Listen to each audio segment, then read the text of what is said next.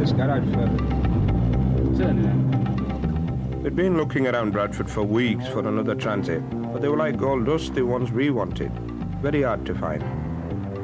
The garages had plenty of newer models at higher prices, but it was the older ones we were after. Anyway, we heard about one out at Leicester and went over to have a look. Just have a look at it. You got it? Yeah. Right. 2.5, Patrick. 2.5. My mate Patrick Ferdinand and me, Fazal Karim, we were planning to drive a couple of these transits from Bradford all the way across Asia to my hometown in Pakistan. We knew we could sell the vans at a decent profit once we got there.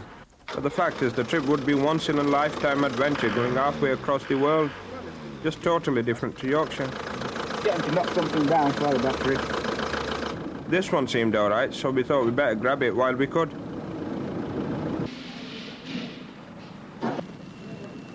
We'd got hold of another one a couple of months back, and we'd taken it to the local mechanics to get it properly sorted out, give it a good service, beef up the suspension, make it a bit stronger.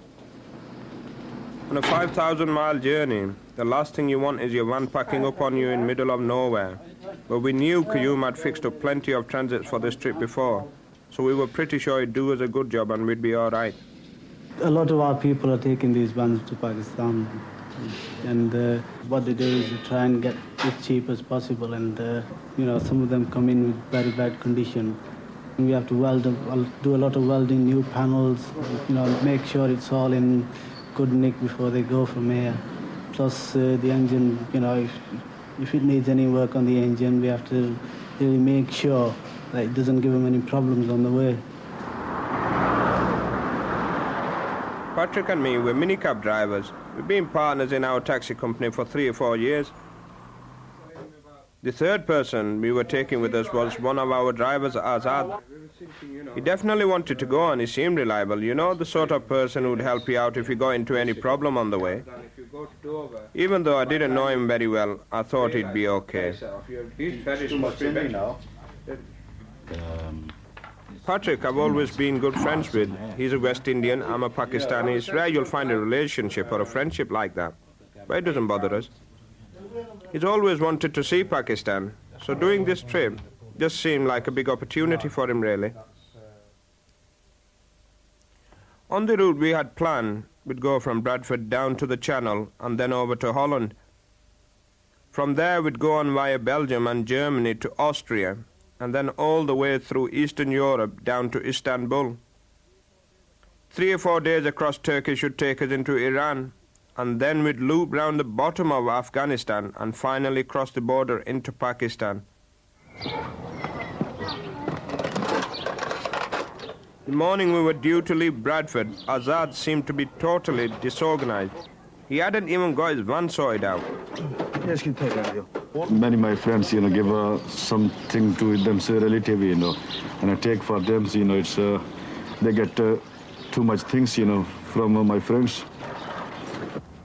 I was surprised more than anything else. I mean, his van was his problem, not mine. But it didn't look like a good sign somehow. And I've got some parts, I need some more parts, but I couldn't get, and it is not enough place in my van now, and it's really full up. At my house, Patrick and me had our vans packed ready, and the Imam came round to send us off with a blessing. Basically, it was up to us how the trip turned out. But as a Muslim, I also had faith that Allah would be looking after us while we were away on the journey.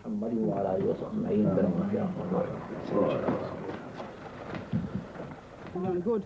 You gonna be good? Yeah? Yeah. Then it was just time for us all to say goodbye to our families. You'll be right, don't worry. I'm a coffee.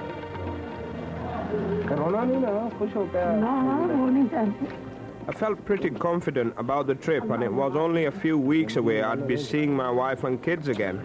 You're gonna look after your mum, eh? I was still getting a bit emotional about it all. Okay, Allah ne wala afda. Allah Jao beti ko. Theek hai na? But I knew if I started crying, well, everybody else would too. Allah ne wala. Okay. We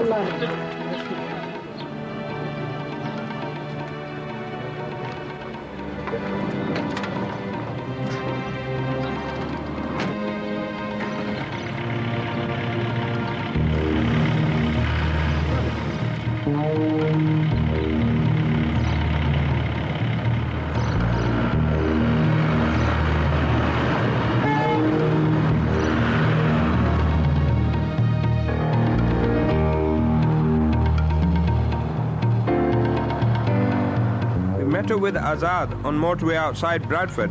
The clown had put a load of burnt-out seats on his roof rack, and he was planning to take them all the way to Pakistan. I told him straight, if you try and drive a van looking like that across 10 borders, you're asking for trouble for everybody. But he wouldn't shift them.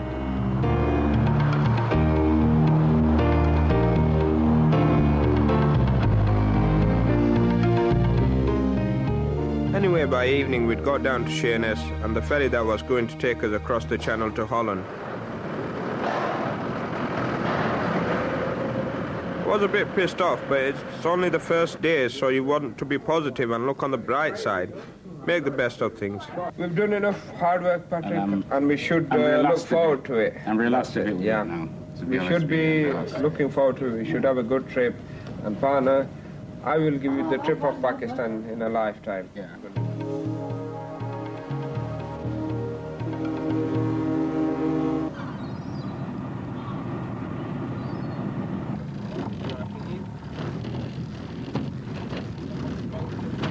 Patrick and me had a rough night on the boat, and we drove on the dockside late next morning. Then I just couldn't believe it.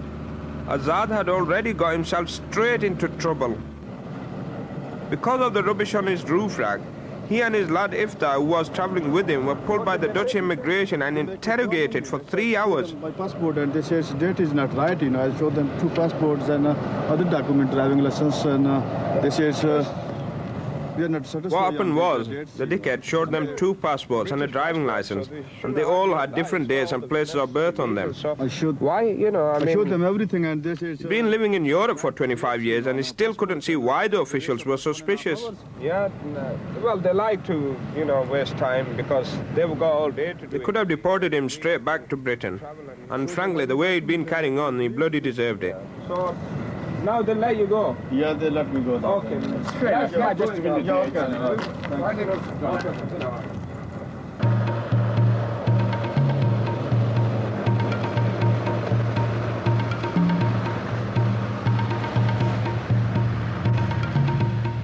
Well, we finally got going halfway through the morning, and Patrick was taking things carefully, because the continent was all a new experience for him. He was born in Dominica in the West Indies, and he came over to Britain as a teenager. He'd never been abroad before in his life. I don't think he had much of an idea what to expect either. I wanted to press ahead quickly on the motorways in Western Europe because we had a tight schedule to keep to. We had to get to Pakistan in 3 weeks to be there for the Eid festival. It's a bit like the Muslim Christmas, and my wife and kids were flying out from Britain, so we could all have a big celebration there for the first time. I had to be there. I couldn't miss it, and I've got a whole load of clothes and gifts for my Pakistani relatives loaded up in back of van. We'd settled down and things seems to be going okay through Holland and Belgium, where it's flat as a pancake. But when we crossed into Germany, it was obvious we'd got a problem. It was Azad again. Because he'd got all the crap piled on top of his van, it was running into a load of wind resistance. On flat roads he was alright, but on the hills you come to in Germany, he was short of power. He couldn't keep up with the other 2 vans, and we were always having to slow down. It was getting ridiculous. I was going to sort him out when we stopped to cook the evening meal that night. We brought a load of curry with us from Bradford, which our wives had made, and all we had to do was heat it up on a gas ring. Because 3 of us are Muslims, we didn't want to eat the local stuff. And anyway, we preferred our own food. It's what we're used to.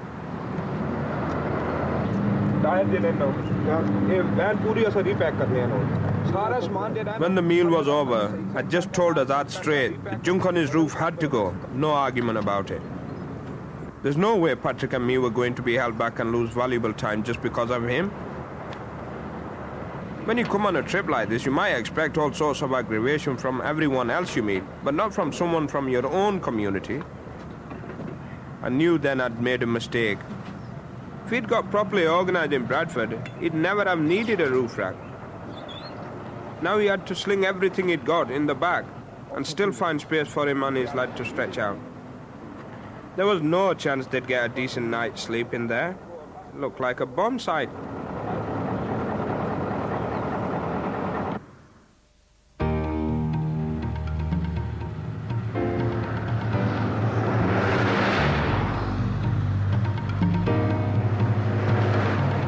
We got the roof rack cleared, and next morning we were making much better progress. We got down to southern Germany, to Bavaria.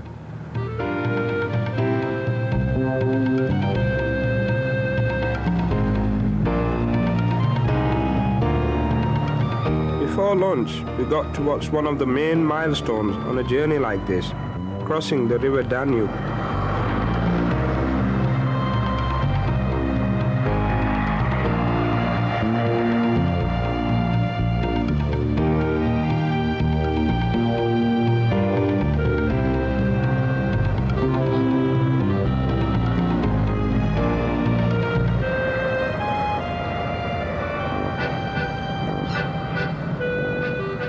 Passau's just by the bridge. It's an old university town. We turned off because Patrick and me wanted a bit of look round some of the places we were passing through. It was part of the reason we'd come. And anyway, we needed to do some shopping. We wanted to get some vegetables in for dinner that night to add something fresh.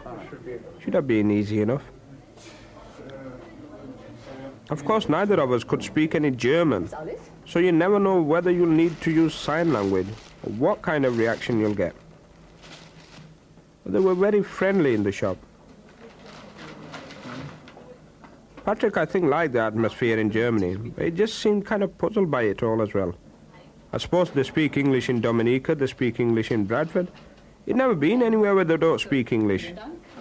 I don't think he'd ever really thought about it. Dankeschön. Auf Wiedersehen.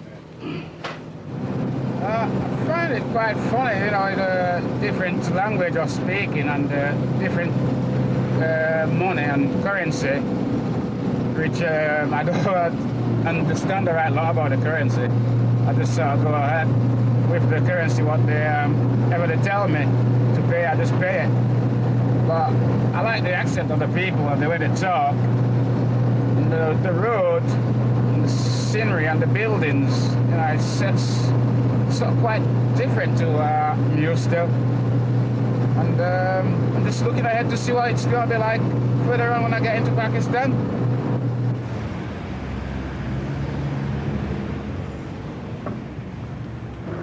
By the Austrian border, I was just beginning to get a bit worried about what might happen.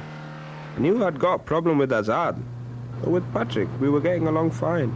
But he didn't really seem to have found his feet yet. Patrick is a good pal of mine, but with him being his first time going abroad, and he's never done a journey like this, it's a long journey, I'm just starting to wonder if he will be able to carry out the responsibility, because you have to eat sensible, drink sensible, drive sensible, and it just makes me wonder if he's capable of that duty.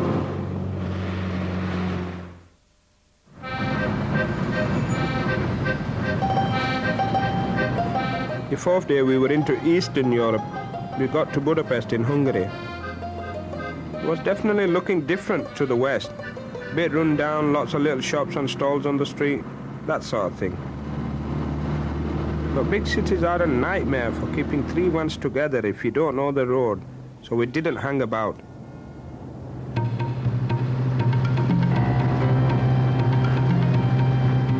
Down into southern Hungary, the countryside was getting very boring. Small farms and wide open fields, but we kept going. Now we'd crossed into former communist countries, I was feeling a lot less comfortable. At least in the West, you know, the law's the law, and if you behave yourself, you'll be all right. Further on in Turkey and Iran would be Muslims in a Muslim culture. In Eastern Europe, well, you're never quite sure what to expect. By late afternoon, we'd been going well. We'd made up good time, and then suddenly, I could see it all falling to pieces. As we came to the frontier with Romania, we ran into a 10-mile queue of trucks, all lined up waiting to cross. It was going to be the same old-style hassle you used to get at a border in Eastern Europe, the kind of thing that should have disappeared along with the Russians. It looked like we'd be stuck there for a couple of days at least and totally mess up our schedule. In the end, we only got stuck on the border 6 hours, thank God. But the first time we drove in Romania, Azad was half asleep. We got lost and separated. We were up till midnight driving around the streets looking for each other. I was just getting totally fed up with him.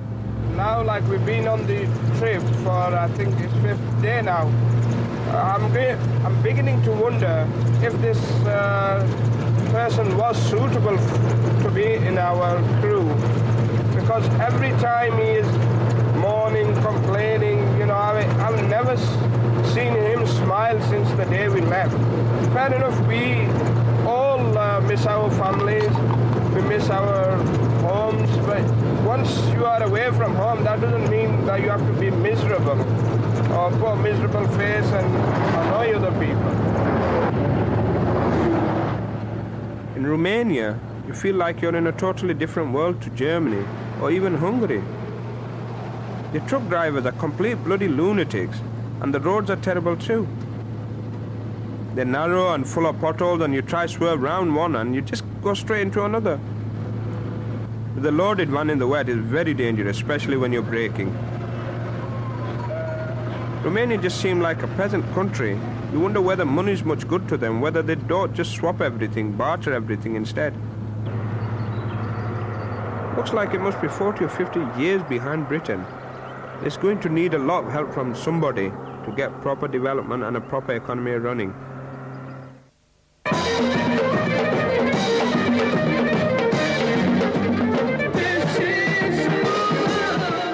The next day in Bulgaria, there's a wedding going on.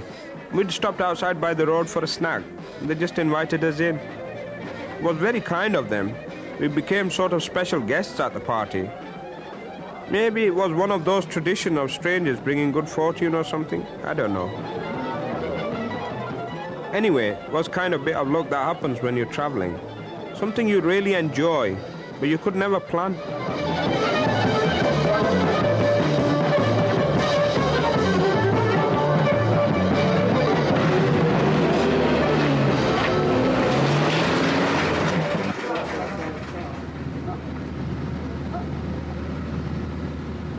What you do get used to, especially in Eastern Europe, is the reaction you get from some people.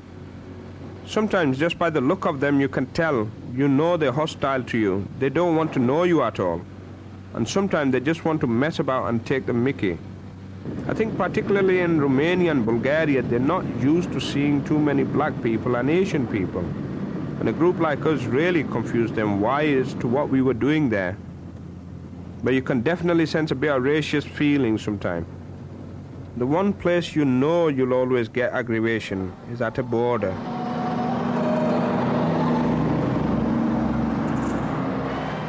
We crossed the next day from Bulgaria into Turkey, and the Bulgarian custom gave us a right going over. They're just greedy, the whole lot of them. You can't avoid it. We were furious for the simple reason they wanted us to pay them a bribe for us to exit the country. We didn't pay anything to enter the country. Why pay to exit the country? But unfortunately, we had to do it.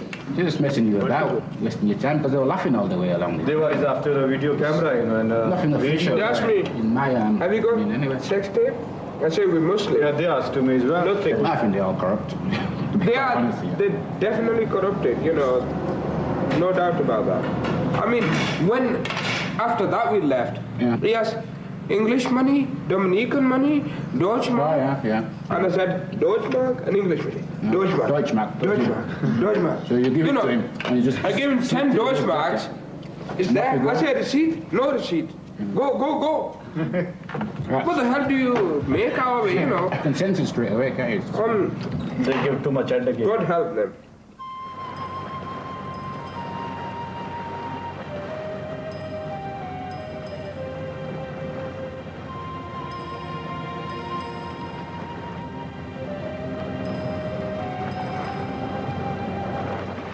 Another couple of 100 miles from the border, and we finally made it to Istanbul.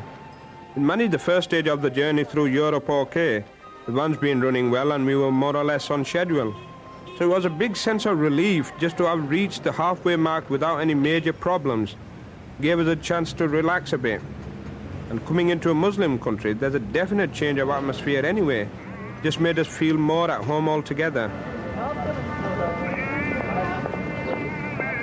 One thing I'd been planning for the journey since before we left Bradford was to pray in the Blue Mosque.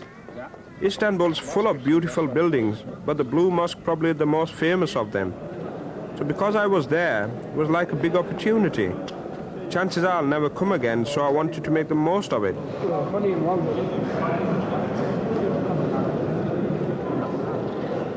You can see there are Muslim pilgrims about, but when you get inside, it doesn't really feel like a normal mosque, because all the people in there are just tourists chatting and taking photographs and generally making a noise.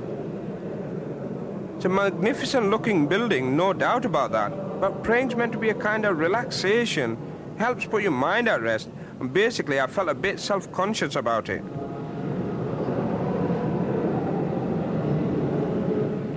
Azad and Iftar came along, but obviously they didn't want to pray because they didn't have any clean clothes.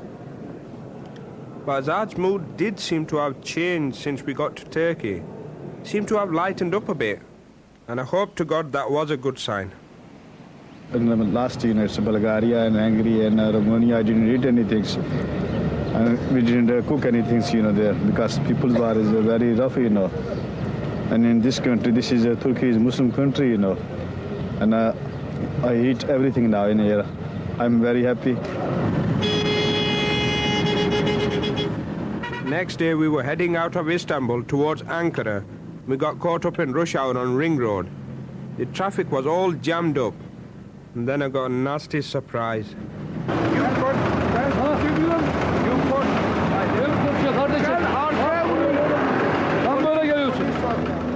Some dickhead of a Turkish driver tried to push in front of me. He smashed into the van, bent the wing and ripped the bumper off.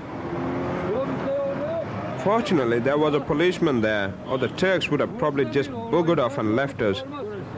But at the end of the day, if you can't speak the local language, you're not likely to get justice. If you're lucky, you'll just avoid getting completely stuffed. We got a few quid off them eventually. It was just like a token payoff.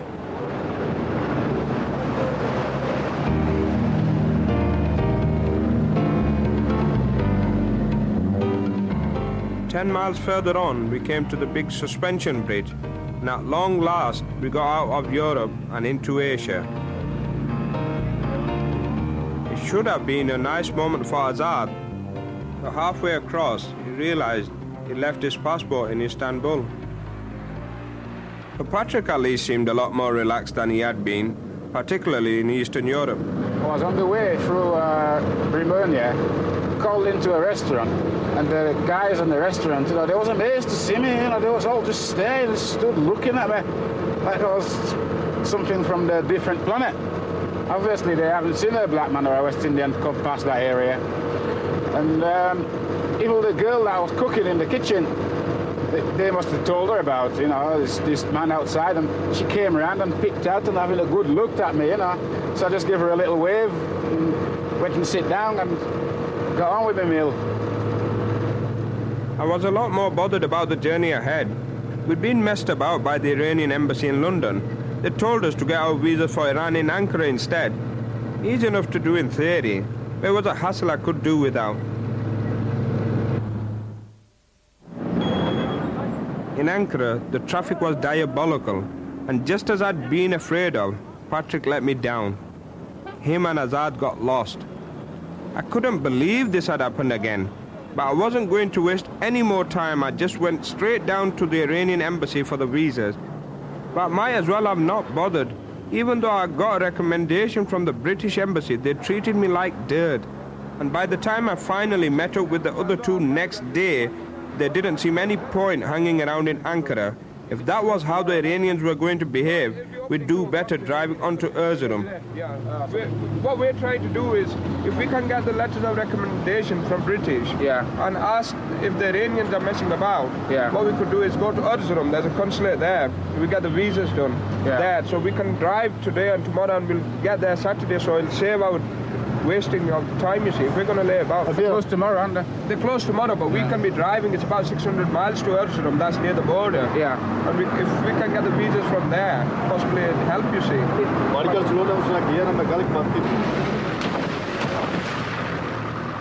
One thing I knew about Turkey was the roads in the east of the country were terrible.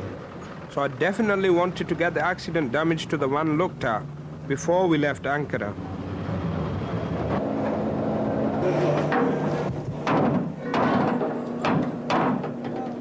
The chassis was sound. It turned out it was just the body that needed fixing. I was actually quite impressed with the mechanic. He managed to reshape the wing without damaging the paintwork anymore. That's tricky. If they know you're a foreigner, they'll never see you again, so there's no comeback. You're always kind of half expecting to be stitched up. But this lot did a very good job on the van, and they treated us well, so it was nice.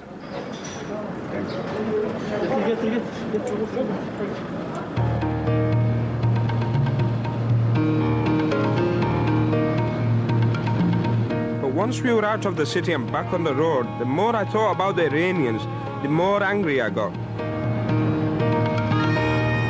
To be honest with you, they haven't done us any favors with us being Pakistani Muslims and being fellow Muslims.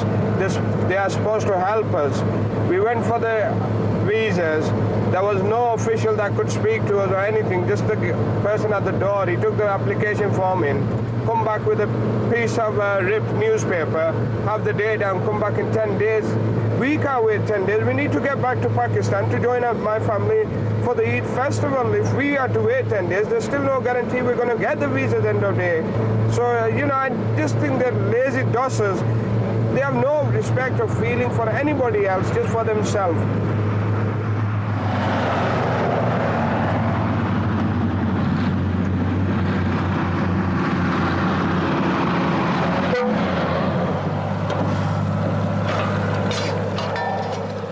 "200 miles further east, we stopped by the road again for the night.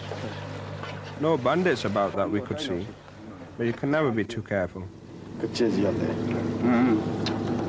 All right.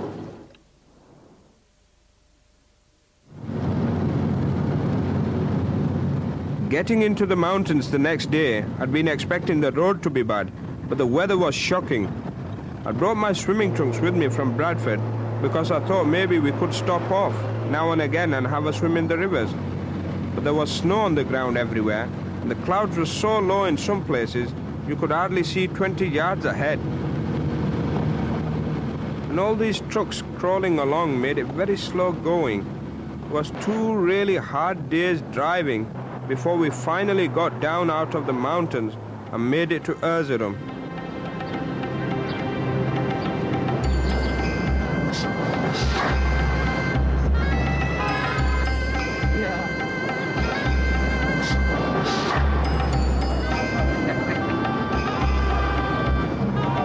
We were close to the Iranian border now, and you could definitely tell by the look of the place and the people it was much more like Central Asia here, and much more like Pakistan.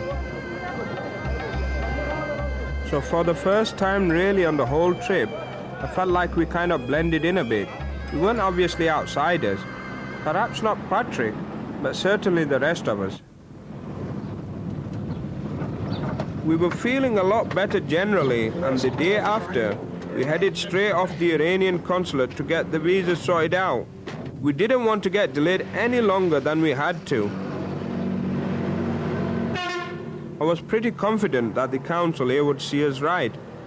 Quite a few of my friends had driven to Pakistan this way before, and they'd got their visas in Erzurum without any trouble.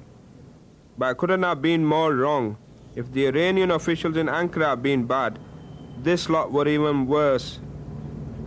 They've totally refused us for no reason at all. They've stitched us up, which, he says, oh, give us the Pakistani embassy's letters, recommendation letters, this and that. And then still there's no guarantee. Particularly with Patrick, he said, no way, if it's a British or Pakistani recommendation, no way, we don't want to know.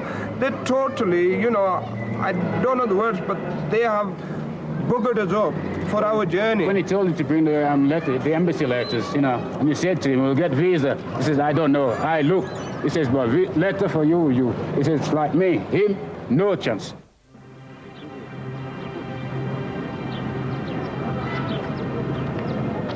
We were completely stuffed. They've destroyed our whole trip in a couple of minutes and they couldn't give a damn. There is no other road from Turkey to Pakistan. So we were in a total dead end in Erzurum. We were stuck with the vans. We couldn't sell them. It was a nightmare. I wished I'd never even started on the journey. We're in the middle of nowhere to go.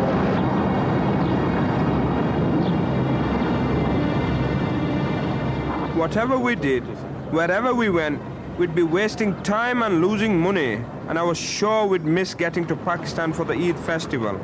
It was one of the worst days of my life, no doubt about it. There was only one thing that might possibly help us. Hello, is that the British Embassy? Yes, could I speak to Kevin Mowbray, please? The British consul in Ankara knew who we were and he'd given us some help already. He had one suggestion which just might get us out of trouble. They've totally refused us, so we can't go back and we can't, go. He said we could try shipping the vans from Turkey to Pakistan by sea. He couldn't guarantee anything, but it just seemed like we didn't have any option except to try it. I just don't have the faith in going for it, and I don't. It's not worth wait anymore, It's not worth. It isn't now. Wasted enough time. Wasting time, What do you think? The shipping would be alright as well? I think it's good. It's going to cost us Best money. we can't do anything, Well, we need to get out of this place, innit? We have to get home one way or the other. Yes. We can't go back. And to be honest with you, I'm sick of it. I can't take it anymore. We've been on the road 15 days, 14, right? 15 days, And I think I'll rather ship the vans. Waiting one day more, So Turkey, aren't you? That's Just right, getting bounced from corner to pole, you don't know where you go. You go. I think It's not worth even a second, wait in Turkey,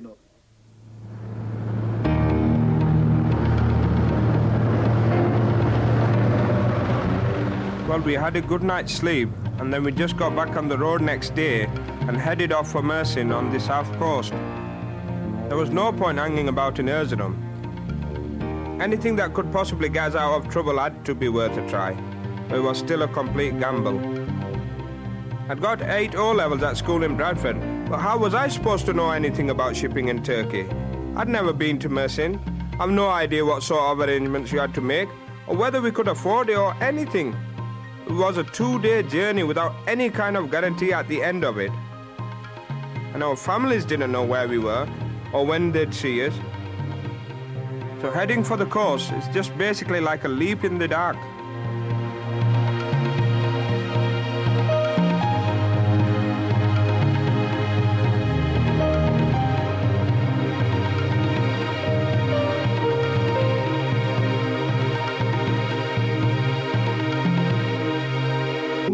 तकरीबन 400 मील है 2.5 weeks sleeping in the back of a van. You get pretty fed up with it.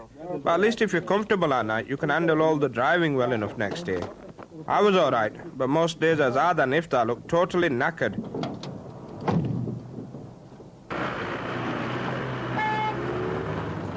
The second morning after we'd turned back from Erzurum, we cleared the mountains for good and finally turned south towards the coast. But we were all still really bitter at how the Iranians had messed us up. Yeah, I think it's racist as the guy myself. It spoiled my journey, which I wanted to do the journey all the way. So I told Fazil, we might as well just ship the vehicles the rest of the way and let's make the rest of the journey by air and we pick the vehicle up at the other end. Because I am just totally pissed off with the Iranians.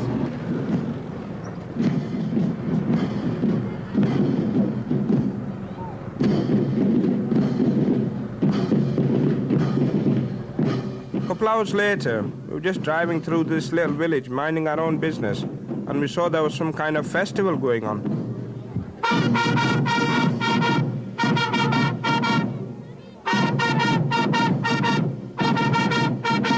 We stopped and had a look, and the Turks were very friendly. It turned out it was a kind of national holiday, and there's a big parade and sports and all that kind of thing.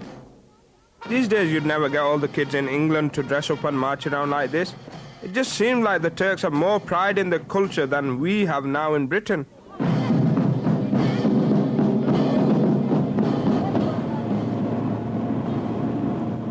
The dirt road was full of ruts, and it was knocking hell out of the van's suspension, and you could feel it in your backbone all the time.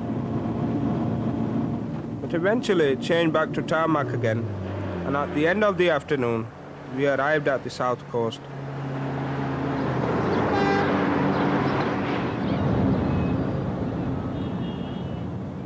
What hits you straight away in Mersin is how hot and humid it is.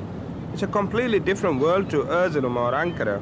We'd come here because it's Turkey's biggest port, so if there was any chance at all, we'd be more likely to find a ship to take the vans to Pakistan here than anywhere else.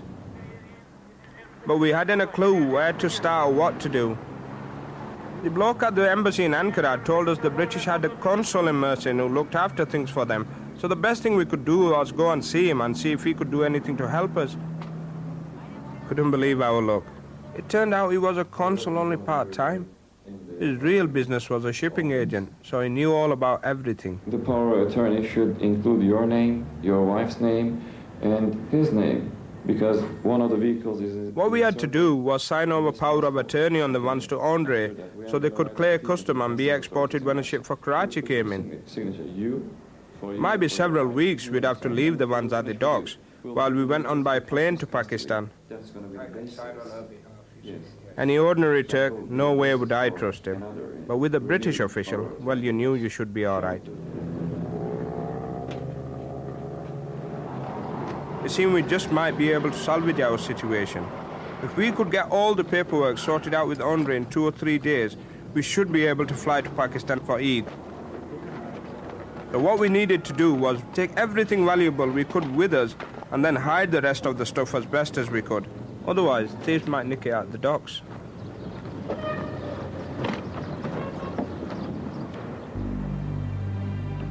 Of course, it all turned out too good to be true. Next day we heard what the shipping was going to cost. 4 times what we'd been expecting.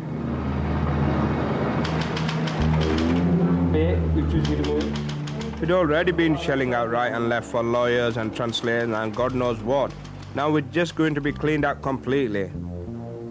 But we didn't have any other choice. We were snookered. There was nothing else we could do but pay.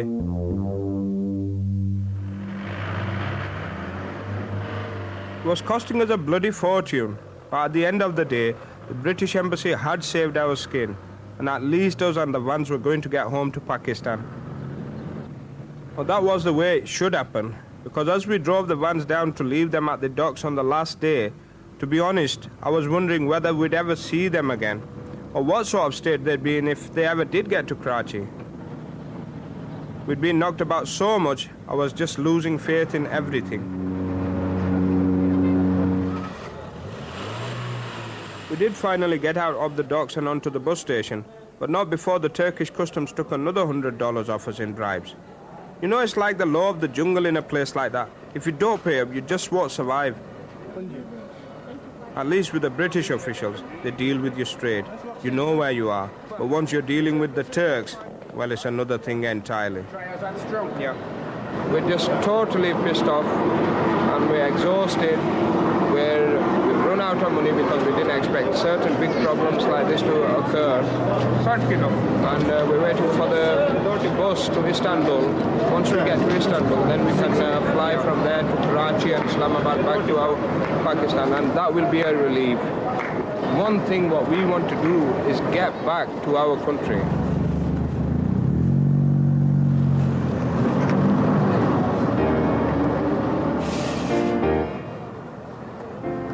It was 16 hours in the bus and another 24 hours hanging about in Istanbul.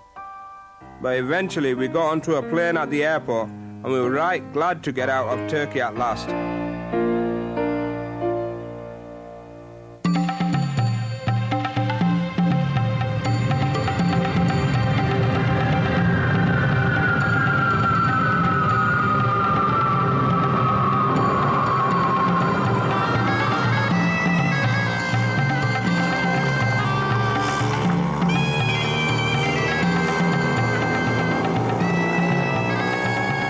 Pakistan hits you in the face a bit when you arrive.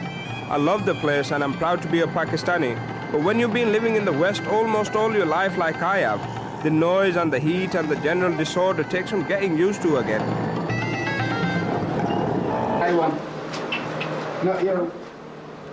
All the time we'd been stuck in Turkey, my family hadn't known where we were or when we'd be coming to Pakistan. So I think they were just as glad to see us as I was to see all of them. I wouldn't say my worries disappeared completely when we arrived in Mirpur, but I was feeling a lot better. I am very relieved for the simple reason that I have made it home and have met up with my family, wife and children. It was a long time I haven't seen them, but will the vans ever get to Karachi? Will the goods in the vans ever get to Karachi? After that, once they have got there, will I get stitched up by the customs? You know what, they're going to charge extortionate rates or what, you know, and it's all the aggravation I've had so far, and there's still a little bit left to go through before I am fully relieved that I will ever be able to rest in peace.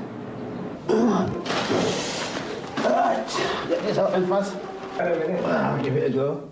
I think Patrick was knocked back a bit by Pakistan. He thought it'd be much more like Britain than it is, but with much better weather. Well, he was right about that. It was the hottest month of the year, way over 100 degrees every day. So we got him kitted out in a pair of local pajamas to keep him cool. Tie that to your waist, right there. Don't put too many knots in that. When you want to go to toilet, you can't find it and too late, you see. Yeah. Unless you wear the right clothes in this country, you're really going to suffer. But for him, I think it was just like a fancy dress party.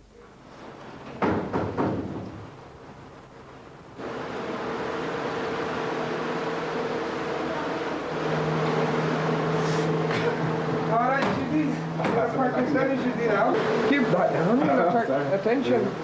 How do you feel? Oh, this is cool. It's better than having a sticky t-shirt to you. That's it, you know, it's loose as well. Yeah. All right, let's go.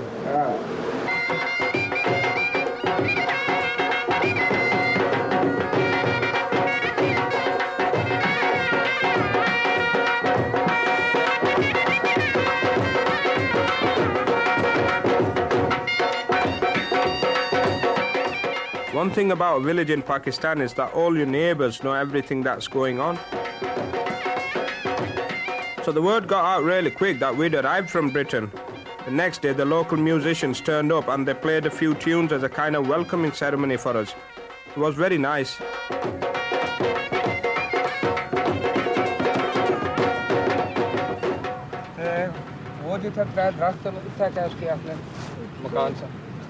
My first duty when I got home was to go and visit my uncle. He'd had a family tragedy a couple of years back when there was a big flood in the area. And I hadn't seen him since then to offer condolences or anything. My uncle's been trying to explain to me exactly what happened when the flood came to Pakistan. He lost all his land, he lost all his animals, and the sad fact is he lost 4 of his children. And you can't replace the children, you can replace everything else. His house was just about there where the 3 trees are, and that is the reason I brought one of the vans to assist him, that he could start a new business and get back on his feet and lead a normal life again.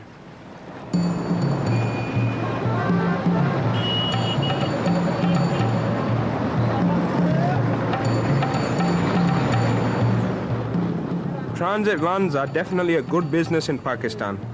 There's tens of thousands of them driving around, carrying passengers from one place to another. They're like the local bus service all over the country. And originally, all these vans were bought in Britain and then fixed up and driven overland out here by people just like me and Patrick and Azad. Basically, they're all British under the skin. You can import them at cheap tax rate and then sell them on. or else you can get one of your own relatives to start work with them. If our transits were ever going to arrive from Turkey, that's what we'd been planning.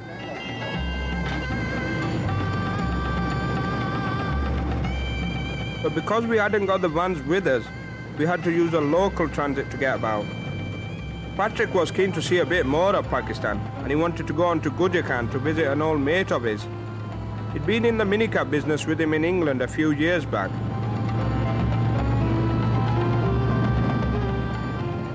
A lot of the roads in Pakistan aren't much better than they are in Romania, and they're full of the same bloody kamikaze drivers too.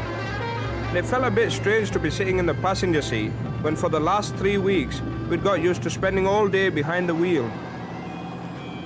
It's not exactly what I'd planned to be doing when I was in England.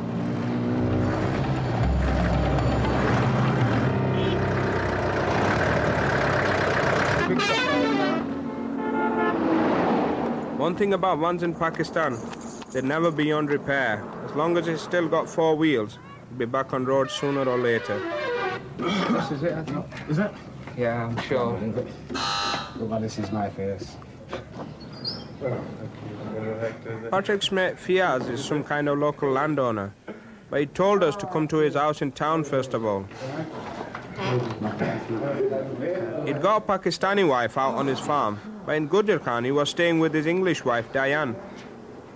And I think she was glad to see some friendly faces from back home. Anyway, Patrick had plenty to say for himself, especially about what happened in Romania. Yeah, so a few minutes later, just in 3 couples coming, banging, boom, boom, boom. They started checking me van, they checked the window, and I've sat there, just watching in the mirror. And they tried to close the window and that, And when they got near to me, and they saw me, they just jumped. And then they said to me, window, lock, back door, lock. You sleep, I'm here, no problem. Go. Oh, great, I can sleep now, Middle of the night, they still was banging on this coach, for parking tax. Did you give him parking tax? Did you give him parking tax? I would have done that, I'm crapping myself.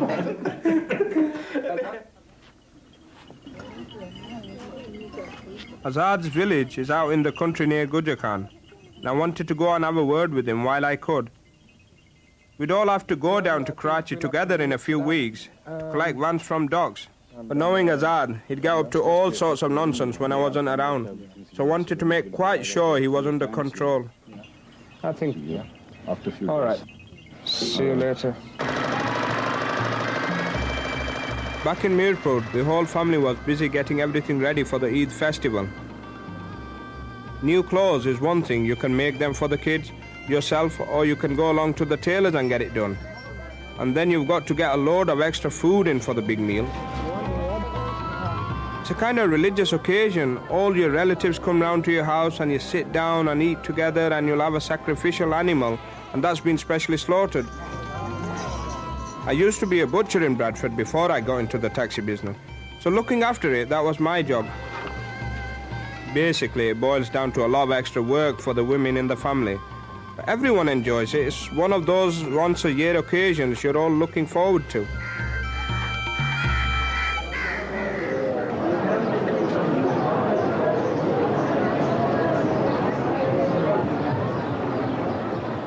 Where we live in Chechia, there's a shrine right next to the house. It's a saint's tomb, and a lot of pilgrims come to it from all over. And because I'm a Sunni Muslim, I believe in the saints and the prophets, and I like to go in and pray there too. On a journey like we'd done, despite all the hassles, we had eventually arrived in Pakistan in one piece. And in my heart, I was thinking the saint probably had some involvement in it. So I like to pay my respects and show some thanks.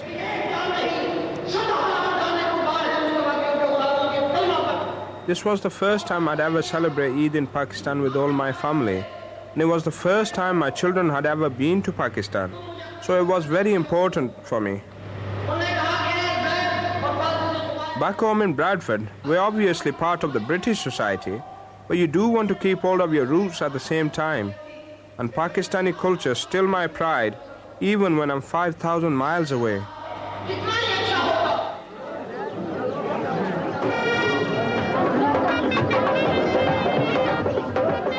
journey, it was basically aggravation all the way. But I did feel it was worthwhile. We all got back in time for Eid one way or other. So it felt like an achievement in the end.